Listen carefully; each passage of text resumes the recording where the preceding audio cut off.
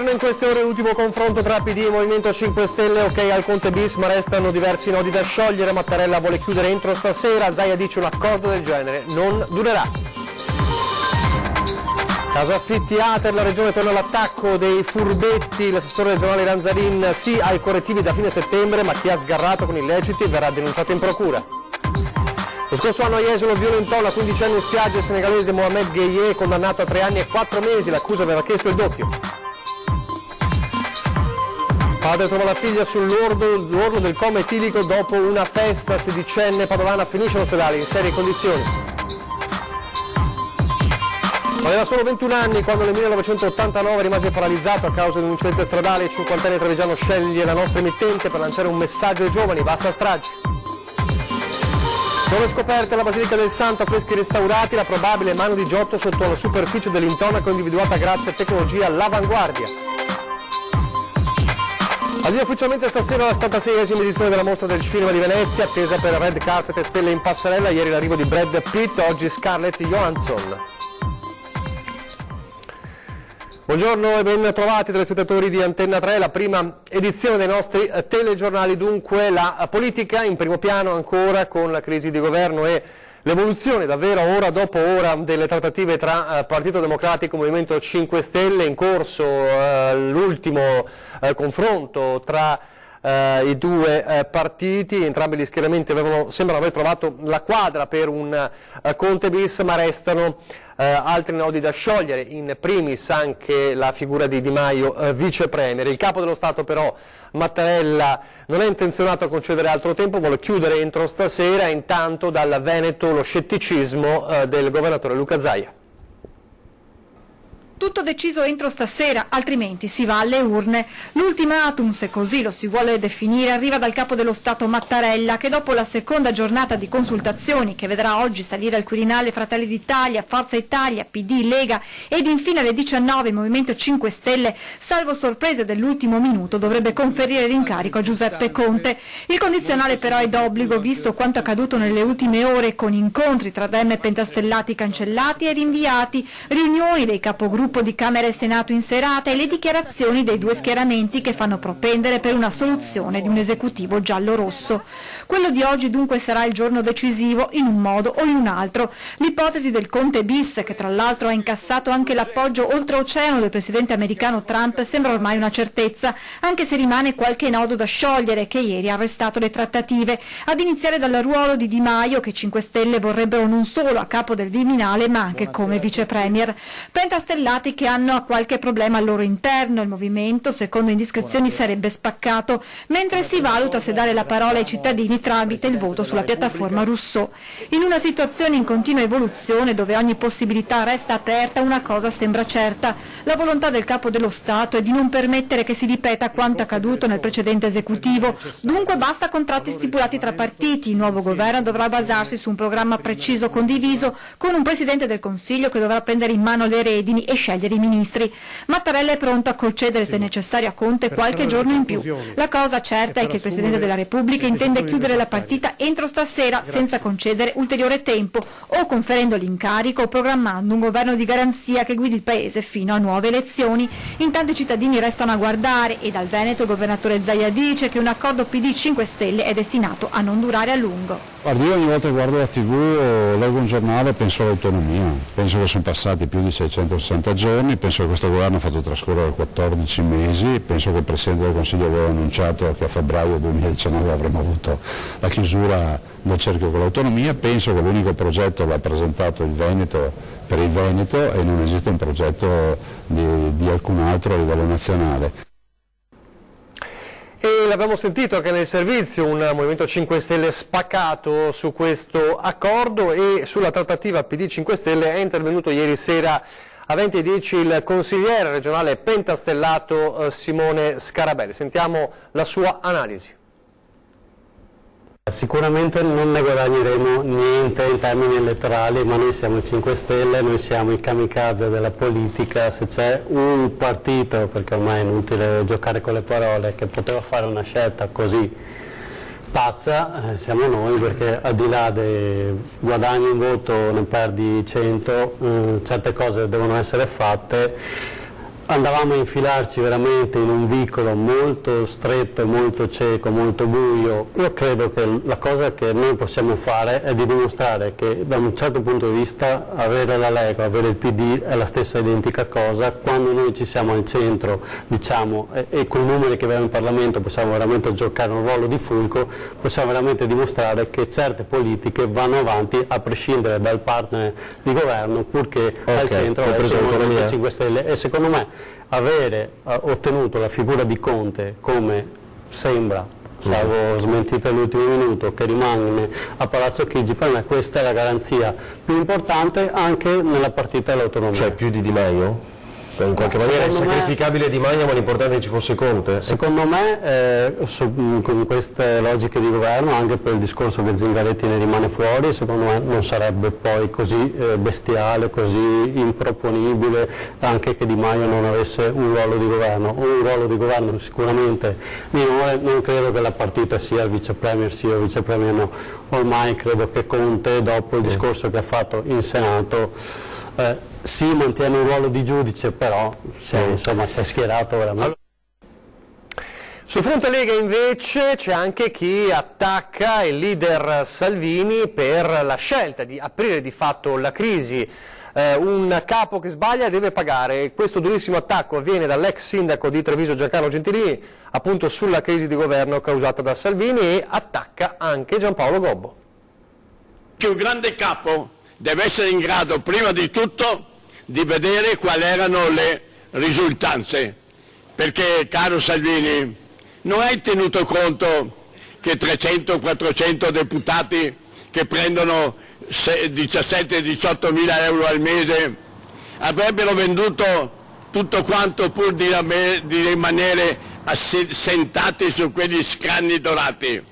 E poi non hai capito che le tue affermazioni, voglio tutto il potere mio, non voglio restare da soli, contrasta con quel proverbio dei miei vecchi che dicevano «Cinque schei demona sta sempre in bene».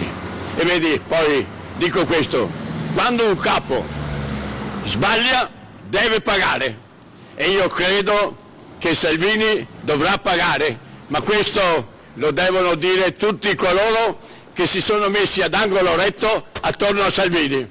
E a Paolo Gobbo devo dire una cosa: tu hai detto ma nessuno deve sputare su Salvini perché ha portato la Lega dal 3% al 30%. Adesso qual è il risultato? Cosa dici adesso? Un Salvini che peraltro è atteso venerdì a Conselve, nella Padovana, alla festa della Lega, e vedremo appunto nel corso poi dell'evoluzione di questi giorni cosa dirà. Torniamo invece adesso al caso degli affitti-ATER, della nuova legge regionale di edilizia popolare, mentre si moltiplicano e continuano, oggi è mercoledì, è una giornata in cui si ritrovano settimanalmente i vari comitati dei cittadini nelle diverse province. Domani a Conegliano alle 18:30 ci sarà un'assemblea di tutta la provincia di Treviso proprio sulla questione ATER. Dicevamo, la Regione passa al contrattacco sui cosiddetti furbetti dell'ATER.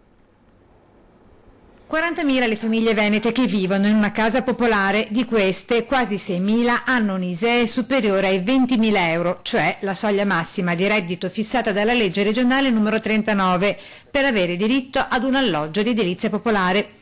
Tra questi 6.000 c'è anche chi con 1 milione di euro di risparmi paga 250 euro al mese di affitto per un alloggio di 100 metri quadrati, o chi paga meno di 11 euro al mese per un appartamento di 130 metri quadrati, con depositati in banca quasi 340.000 euro. E poi c'è chi ha casa a Cortina e chi nel veneziano in terraferma affitta l'appartamento come B&B.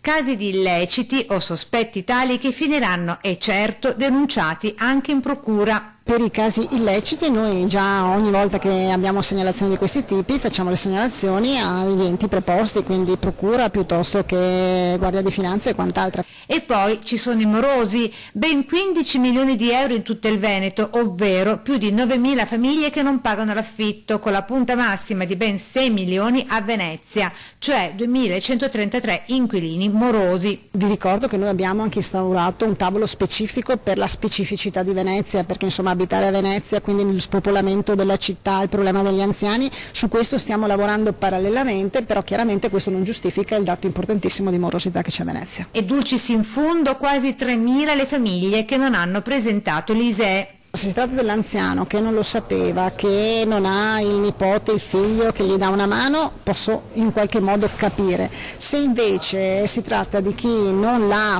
voluto e quindi l'ha fatto così diciamo volontariamente, queste persone invece andrebbe, io credo, insomma, detto che se non presentano l'ISEE vuol dire che hanno qualcosa da nascondere. Storie, dati e cifre che emergono dal primo e unico al momento censimento veneto di edilizia popolare, con cui la Regione fotografa redditi, patrimoni mobiliari e immobiliari degli assegnatari, annunciando che non ci sarà alcun passo indietro sui caposaldi della nuova legge e che resta fermo il termine di fine settembre per la presentazione di eventuali correttivi, considerato che sono quasi 14.000 le famiglie con redditi certificati sotto i 20.000 euro in attesa di un alloggio pubblico.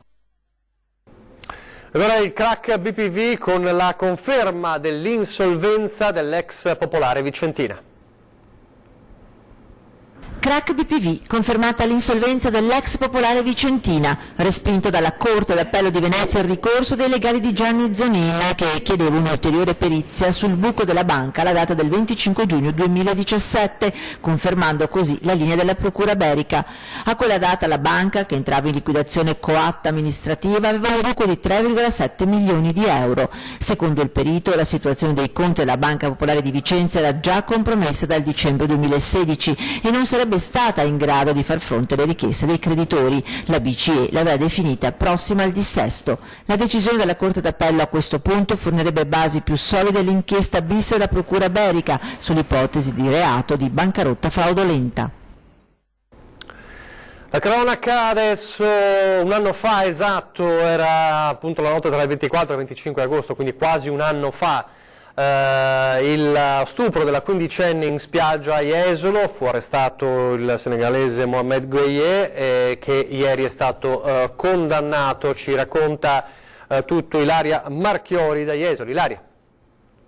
Buongiorno da Jesolo, è arrivata la sentenza nei confronti di Mohamed Gueye, il 26enne senegalese che un anno fa lungo il litorale di Jesolo ha stuprato una quindicenne triestina che era stato arrestato nella notte tra il 24 e il 25 agosto in un ostello di Mestre poco dopo aver commesso il fatto. È arrivata per lui una condanna a 3 anni e 4 mesi di carcere più 5.000 euro di provvisionale alla famiglia della vittima e il via libera al comune di Jesolo per poter dare il via a una causa civile in cui potrà chiedere un risarcimento per il danno di immagine subito. Lo stupro e poi l'arresto di Gueye avevano scatenato l'apparato social di Salvini, che in un post su Facebook si era sfogato. È stato arrestato questa notte dalla polizia di Venezia, che ringrazio. Accuse che il 26enne, detto anche Mario per la somiglianza col calciatore Balotelli, ha sempre respinto. Di cose sbagliate ne ho fatte nella vita, ha detto, ma questa no, ho la vita rovinata. Lui in realtà ha sempre ammesso il rapporto, ma non lo stupro. A chiusura della requisitoria, la pubblica accusa aveva chiesto la condanna a 6 anni e 6 mesi. Per il PM la quindicenne era credibile nella sua ricostruzione, la conoscenza al di fuori della discoteca con Gueye e la sua richiesta di seguirlo in una zona appartata del litorale jesolano per poi lì violentarla per diversi minuti con dei rapporti sessuali completi. E a testimoniarlo per il PM ci sarebbero stati lo sconvolgimento emotivo della ragazzina e la presenza della sabbia sul corpo, oltre ad un referto medico che parlava di un graffio al braccio e un rapporto sessuale completo. Da Jesolo è tutto, restituisco la linea allo studio. Grazie Ilaria Marchiori. Adesso invece le novità sull'omicidio di Paolo Vai, il cosiddetto delitto di Serravalle. Paolo Vai, 57 anni, è morto per lo schiacciamento del torace che gli avrebbe impedito di respirare. Secondo gli inquirenti, durante la violenta colluttazione, le due donne, la compagna Patrizia Armellin, 52 anni, e l'amica Angelica Cormaci, 24 anni, che da qualche tempo viveva con la coppia, sarebbero salite con le ginocchia sopra l'uomo, forse per bloccarlo. Non solo, ma Vai, trovato seduto su un divano letto, non sarebbe stato trascinato ma ucciso nella stessa stanza dove è stato trovato il corpo. Questi i risultati degli accertamenti effettuati dagli inquirenti lo scorso 7 agosto. I carabinieri infatti avevano esaminato gli interni dell'appartamento con il luminol alla ricerca di tracce biologiche, ma nulla è stato trovato in corridoio. Le due donne accusate di omicidio volontario, ma che hanno sempre sostenuto di aver agito per legittima difesa, si trovano nel carcere di Venezia. I loro legali hanno annunciato che presenteranno un'istanza al Tribunale del riesame per la revoca della custodia cautelare in carcere. A Padova una sedicenne in ospedale in coma etilico. L'ha trovata in stato di semi-incoscienza dopo una serata trascorsa a casa di amici per una festa. A 16 anni, dopo la serata di sballo, è stata recuperata dal padre, che quando è andata a riprendere l'ha trovata ubriaca al limite del coma etilico. L'uomo, residente nell'Alta Padovana, dopo aver soccorso la figlia minorenne, l'ha subito portata al pronto soccorso di Campo San Piero.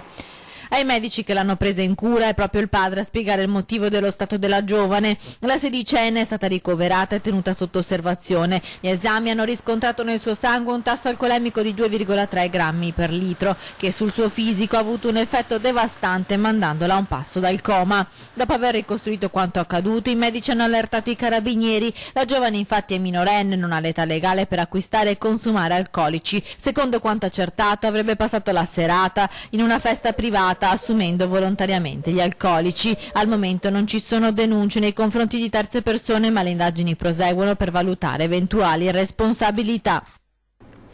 È stato un 18enne a danneggiare e distruggere la panchina dedicata alla 37enne Mayla Beccarello a Cavarzere, la panchina appunto dedicata alla donna che fu uccisa di botte dal marito natalino Boscolo Zemello un anno fa. Il giovane è stato individuato dai militari che dopo il vandalismo, che risale domenica sera, avevano avviato un'indagine. Adesso è stato denunciato per danneggiamento aggravato. Il fatto aveva suscitato in queste ore molta indignazione. Il giovane, che abita in zona, ha riferito che non era a conoscenza del fatto che quell'installazione fosse dedicata a Beccarello. Non lo sapevo, chiedo scusa per quello che ho fatto, ha detto il 18enne. Adesso pochi istanti di pubblicità e poi torneremo a parlare dei lupi sull'altopiano di Asiago.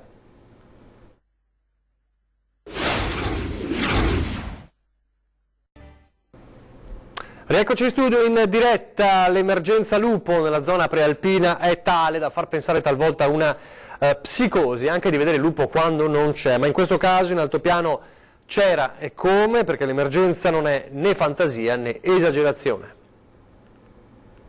Mi pare di aver visto un lupo, disse il papà in escursione con il bimbo in uno zaino sopra la Margas la Peora alle pendici del Montefior sull'altopiano. Meglio non dirlo a mia moglie, ha pensato. Ed anche sua moglie ha pensato la stessa cosa, chissà, magari è un cane, poi mi dicono che faccia allarmismo. Invece eccolo qui, il lupo fotografato sopra Malgas la Peur, e visto che a Malgas la Peur il papà in questione era sottoscritto, permettetemi di tornare a ragionare sul predatore ritornato prepotentemente sull'altopiano di Asiago e a pormi la questione che i pastori e gli allevatori si stanno ponendo da tempo. Magari per me è solo una curiosità di tipo naturalistico, ma per loro è vita quotidiana, ed ecco infatti le testimonianze di un nuovo raid predatorio dei lupi, che circolano molto sui social e tra i telefonini di tutti i giornalisti locali. 7 capi abbattuti, altri dispersi non dove si è notato il lupo sul Montefior, ma dall'altra parte della valle di Campomulo, in linea d'aria una manciata di chilometri.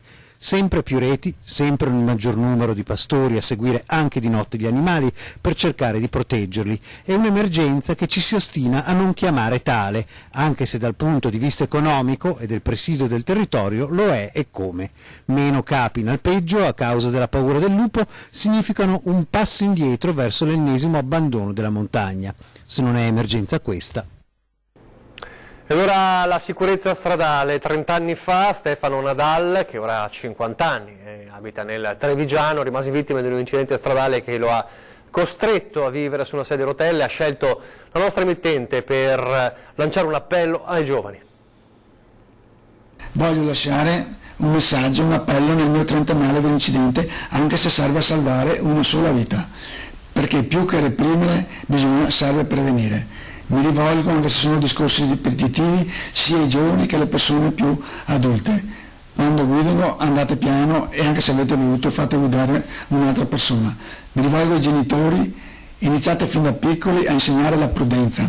Alle scuole insegnate educazione stradale e alle istituzioni continuate la campagna di sensibilizzazione sulla sicurezza stradale. L'appello che avete ascoltato è di Stefano Nadal, vittima 30 anni fa di un incidente stradale che lo ha reso tetraplegico. Una vita segnata su una sedia a rotelle, ma che non gli ha mai impedito, dopo quel tragico giorno, di continuare a vivere. Certo, con enormi problemi, ma sempre vicino ai familiari e agli amici che non gli hanno mai fatto mancare l'affetto. Non solo si muore negli incidenti, ma purtroppo si possono avere anche lesioni come ho avuto io. Quella sera noi eravamo in 4 in macchina, 2 ragazzi non si sono fatti nulla, un ragazzo è morto, io purtroppo sono rimasto tetraplegico, ho avuto una lesione midolare. Chi causa questi incidenti purtroppo dopo qualche giorno si dimentica e chi invece come me deve continuare la vita e andare avanti tutti i giorni per vivere. È da quel giorno maledetto che ha cominciato una delle battaglie a cui tiene di più al mondo, ostinarsi, è proprio il caso di dire, a far capire che in macchina bisogna prestare la massima attenzione, non usare mai cellulari durante la guida, non assumere alcol o droghe, ma soprattutto evitare di correre. Questo appello trentennale, perché più che reprimere bisogna fare prevenzione, prevenire.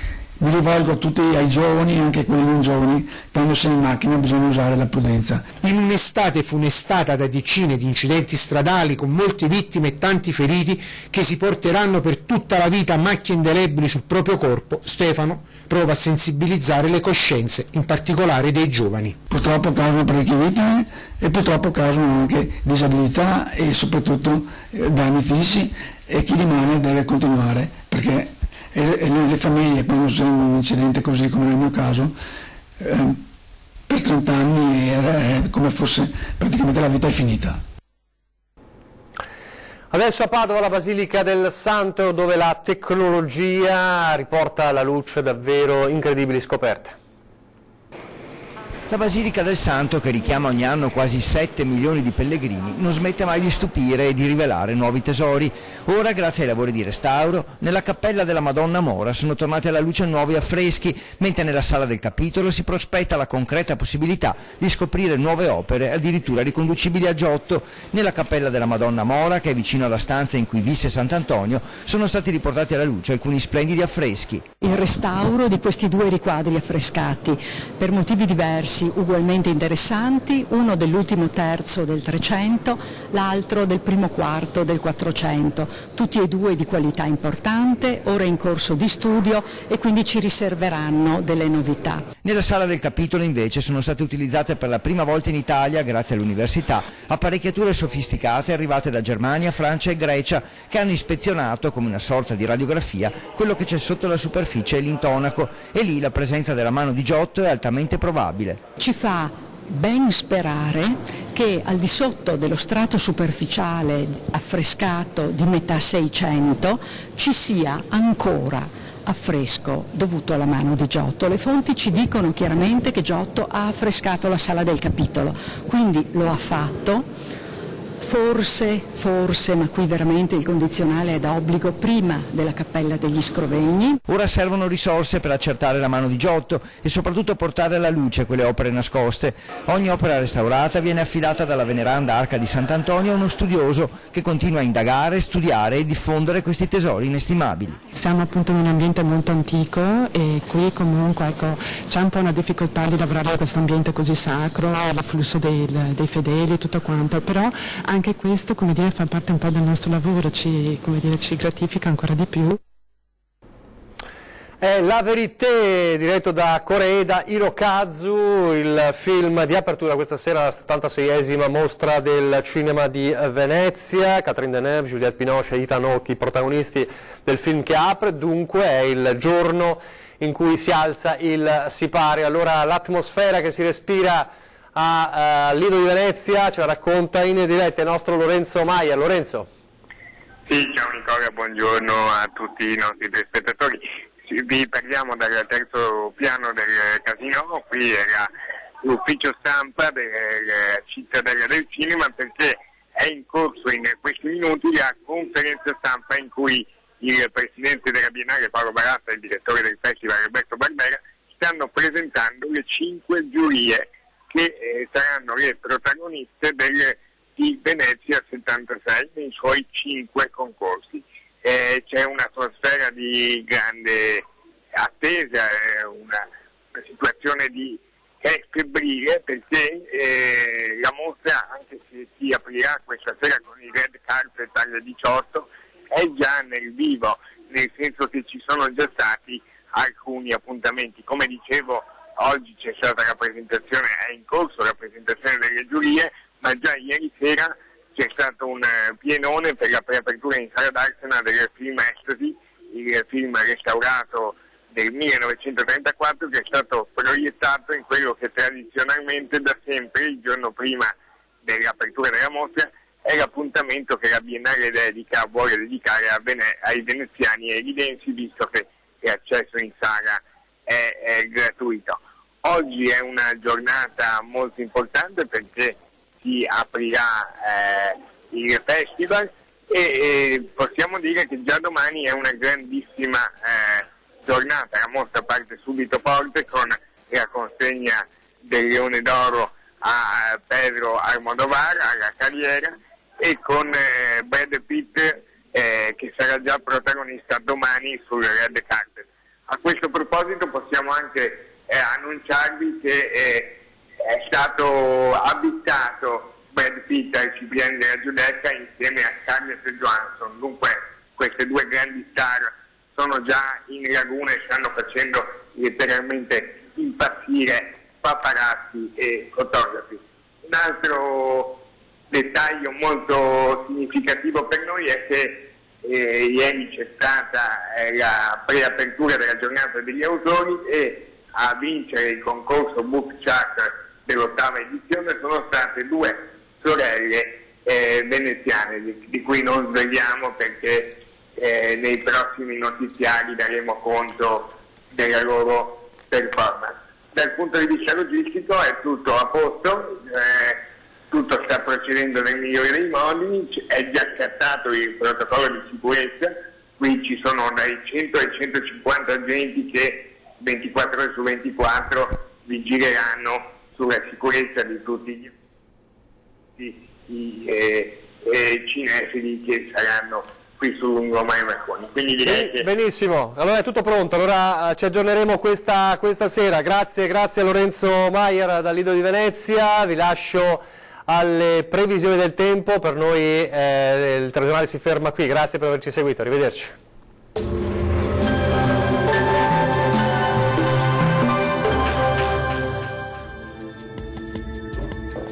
Bentrovati al meteo. Tempo sostanzialmente stabile nella giornata di mercoledì 28 agosto, anche se il sole, a dire il vero, non sarà molto presente, ma vediamo la situazione nel dettaglio.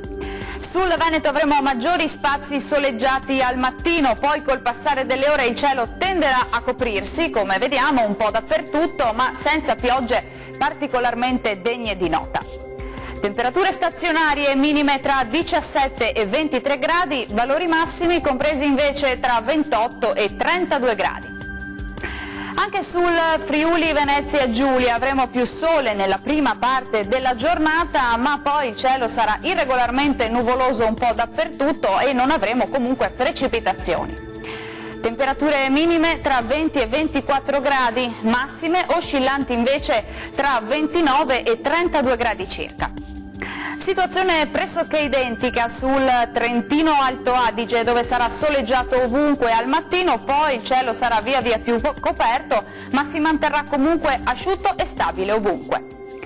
Temperature minime tra 17 e 18 gradi, le massime oscilleranno invece tra i 29 e i 30 gradi. Bene, dal meteo di Antenna 3 per ora è tutto, vi do appuntamento al prossimo aggiornamento. Arrivederci.